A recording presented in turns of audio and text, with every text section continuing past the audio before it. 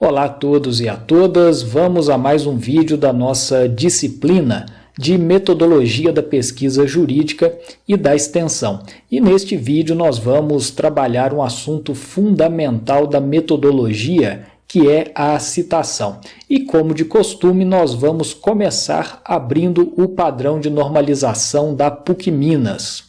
E nós vamos diretamente para o item 12 do padrão de normalização, página 109, que define as citações como sendo informações retiradas de outras publicações com o objetivo de esclarecer, apoiar uma hipótese ou sustentar uma ideia.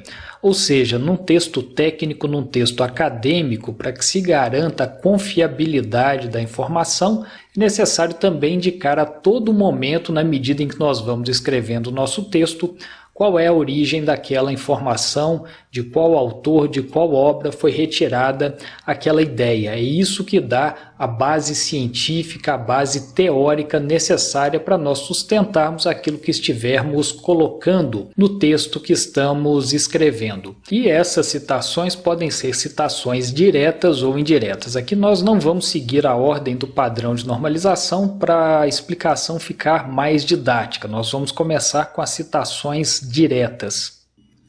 Item 12.4. A citação direta é uma transcrição literal de texto de outro autor. Ou seja, nós vamos colocar um texto de outro autor, um texto de outra pessoa no nosso texto, dando evidentemente o devido crédito. Essa citação direta é dividida em duas espécies. Nós temos a citação direta curta, que é aquela citação literal, aquela transcrição literal que tem até 3 linhas de extensão no nosso texto. Muitos alunos às vezes vêm me perguntar essas 3 linhas de extensão, se são no livro, no artigo de onde a citação foi retirada ou no nosso texto.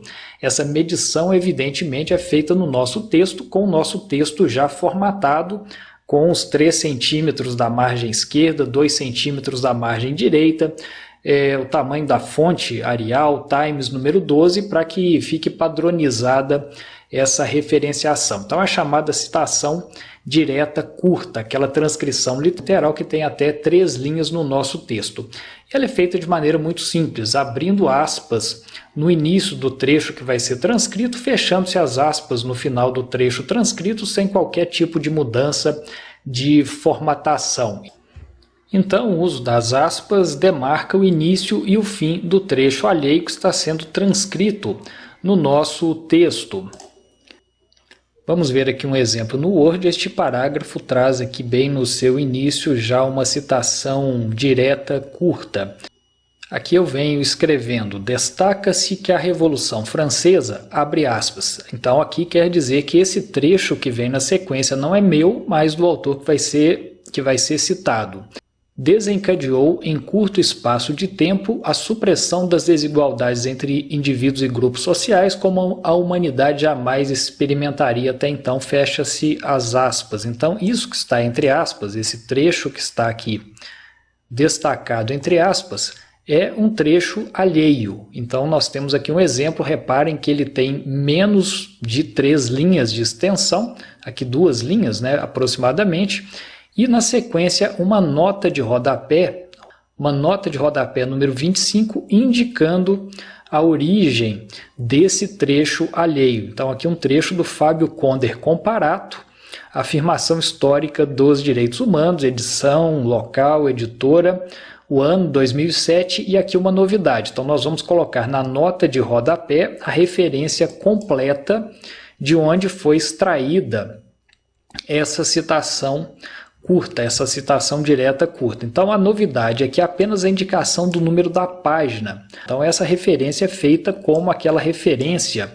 que aparece no final na lista das referências bibliográficas com o número da página de onde se extraiu o trecho. Então quer dizer que se o leitor abrir na página 148 dessa edição de 2007 deste livro do Fábio Conder Comparato, ele vai encontrar aqui esse trecho transcrito no texto que nós estivermos escrevendo. Então essa é a citação direta curta, então sem qualquer mudança de formatação, apenas abrindo e fechando aspas para demarcar qual início e qual o fim do trecho alheio. Se a citação direta, essa transcrição, essa cópia literal, tiver mais que 3 linhas no nosso texto, nós estaremos diante de uma citação direta longa. Citação direta longa tem alguns critérios mais específicos. Ela é feita num parágrafo recuado, 4 centímetros da margem esquerda, com a fonte tamanho 10 e o espaço entre linhas simples, além de não conter aspas. Então reparem, a formatação da citação direta longa é feita de maneira diferenciada. Aqui logo antes do trecho que nós usamos no exemplo anterior, nós temos uma ilustração de citação direta longa. Fábio Conder Comparato se manifesta em relação ao abalo estrutural que a Revolução Francesa provocou na esfera social. 2 pontos. Então aqui é o nosso texto e que vai na sequência trazer um trecho, reparem, com uma formatação diferente, 4 centímetros da margem esquerda, a fonte tamanho 10, aqui a fonte no nosso texto é tamanho 12, aqui a fonte é tamanho 10, e o espaço entre linhas nessa citação longa é o espaço simples. Aqui nós usamos o espaço 1,5. Nós podemos verificar, inclusive, colocar essa formatação selecionando o trecho, vindo aqui em parágrafos, clicando com o botão direito, vindo em parágrafo, e selecionando aqui espaço entre linhas simples. Nós colocamos o 1,5 só para entendermos aqui a diferença. Vejam bem, o texto vai ficar com aquele espaço entre uma linha e outra, como do nosso texto normal. Na citação longa, esse espaço não deve ser de 1,5, esse espaço entre linhas deve ser o espaço simples. E não se usa aspas, porque é evidente, com essa formatação diferente, fonte 10, recuado 4 centímetros da margem esquerda, espaço simples entre linhas, é evidente que todo esse trecho aqui é um trecho alheio. Então, se passar de 3 linhas no nosso texto, com a formatação do nosso texto, o trecho que vai ser transcrito, nós temos que fazer esse parágrafo especial. Então, tudo isso que está aqui com essa formatação diferente é do Fábio Conder Comparato. E no final nós vamos colocar uma nota de rodapé indicando as referências completas de onde esse trecho foi extraído. No caso aqui a nota de rodapé número 24. Então se nós descermos aqui a página, então Comparato em maiúsculas, vírgula, Fábio Conder, igualzinho lá no final na lista de referências bibliográficas, o título principal destacado, edição, local, editora, ano, seguido da página de onde foi extraído o trecho. Então, se o leitor abre na página 158 dessa obra do Fábio Conder Comparato, ele vai encontrar lá o trecho que foi transcrito. Então, seja na citação literal curta, na citação direta curta, seja na longa, a transcrição é feita de maneira idêntica ao texto original. A diferença aqui, portanto, é apenas a formatação. Então, todo esse trecho aqui é um trecho, presume-se, alheio. Até visualmente é fácil de se perceber. E agora vamos falar, voltando para o padrão de normalização, vamos falar da chamada citação indireta.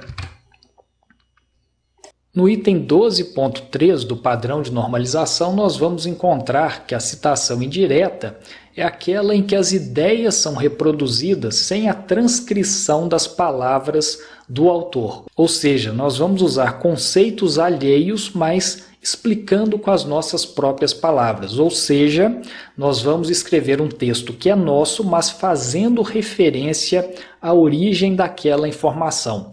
Nesse caso, não vai haver o uso das aspas, não vai haver qualquer tipo de formatação no parágrafo diferente, porque o texto que está sendo escrito é um texto nosso. Só que nós temos que indicar para evitar o plágio de onde aquelas informações, aqueles conceitos, aqueles dados foram retirados.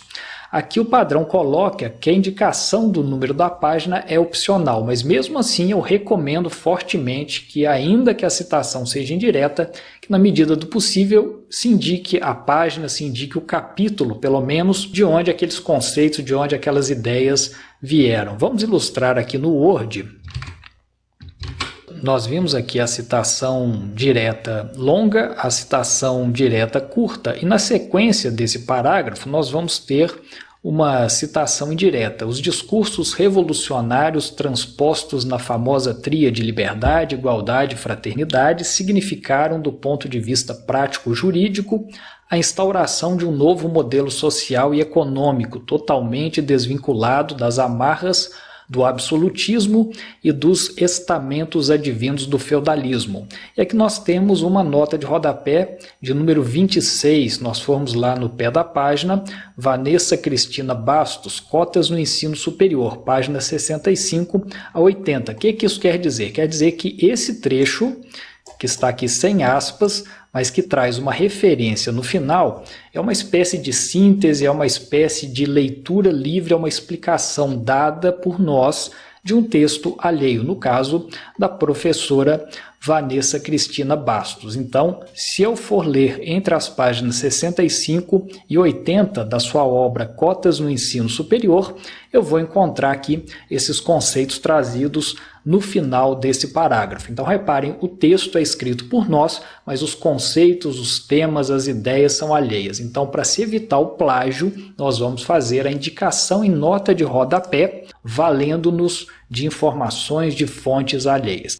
Além desse sistema de usar a nota de rodapé para indicação da referência completa, a referenciação da citação também pode ser feita pelo chamado sistema autor-data. Essa referenciação da citação em nota de rodapé está explicada no item 12.2 do padrão de normalização da PUC. Não deixem de dar uma olhada com calma nesses critérios e em outros detalhes. E se nós voltarmos para o item anterior, o item 12.1, nós vamos encontrar o chamado sistema de referenciação por autor-data. Nesse caso, a referenciação é feita usando-se, como o nome indica, o último nome do autor em caixa alta, a data da publicação e, eventualmente, a indicação do número de página de onde a citação foi extraída. E aqui o padrão de normalização traz uma série de exemplos. Então, a referenciação vem não em nota de rodapé, mas no próprio corpo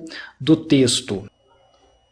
Vamos voltar aqui para o Word para refazer aqueles 3 exemplos que nós já havíamos dado, agora usando o sistema autor-data, começando aqui com a citação direta longa, Fábio Conder Comparato, numa obra de 2007, página 158. Então, nós vamos apagar a nota e colocar entre parênteses, em caixa alta, o último nome do autor, o ano da publicação, 2007, página 158. Então, reparem que esse modelo funciona associado a lista de referências bibliográficas. Então ele é um pouco menos prático. Na nota de rodapé nós podemos ir direto no rodapé e verificar que comparato que é esse. Aqui eu preciso ir lá no final na lista de referências bibliográficas, procurar um comparato por ordem alfabética que publicou em 2007. Aí só lá que eu vou encontrar a referência completa da obra. Aqui é a mesma situação no caso da citação direta curta. Se nós formos fazer pelo sistema autor-data, de novo o último nome do autor, em maiúsculas, vírgula, seguido do ano da publicação, vírgula, seguido da página de onde se extraiu o trecho transcrito. E, aliás, eu esqueci de colocar o P aqui na anterior, peço desculpas, P.158 e aqui P.148. E aqui também, no caso da citação indireta, nós vamos ter Bastos 2014, páginas 65 a 80. Então vamos fazer aqui, entre parênteses, Bastos, último nome da autora, Bastos, 2014, página 65 a 80, fecha parênteses. Então, uma citação indireta, quer dizer que esse trecho aqui foi inspirado por esse autor, essa autora Bastos. Então, de novo, eu preciso ir lá ao final na lista de referências bibliográficas para procurar, no ano de 2014, que autor publicou, qual o título da obra, quais os detalhes a respeito da publicação. As duas possibilidades de referenciação podem ser feitas. O que o padrão de normalização recomenda é que se escolha um modelo ou outro, ou se faz a referenciação por nota de rodapé, que me parece o modelo preferível hoje, ou se faz a referenciação pelo sistema autor-data. Então, é um modelo ou outro. Se você começou com o modelo autor-data, é o modelo autor-data do início até o final do seu texto. Se você começou com referenciação em nota de rodapé, é a referência completa em nota de rodapé do início ao final do seu texto. Não é possível ir alternando, já que há dois modelos, poderia dar essa impressão, seria errado. Então, essas são as duas formas que nós vamos utilizar para que o texto acadêmico traga as devidas informações de onde se extraíram aqueles conceitos, aquelas ideias que estão sendo ali expostas. Não deixem depois de olhar todo o item 12 do padrão de normalização da PUC Minas, que vai trazer um número bem maior de detalhes do que esses que nós apresentamos. E principalmente, sempre ter o padrão de normalização da PUC em mãos para consulta quando nós formos fazer qualquer tipo de trabalho durante a faculdade, qualquer tipo de texto técnico que foi escrito, vai seguir essas regras de formatação, de citação, de referenciação que nós estamos vendo aqui. São conceitos relativamente simples, mas que precisam ser praticados e que merecem a nossa devida atenção. Dito isso, um abraço e até o nosso próximo vídeo.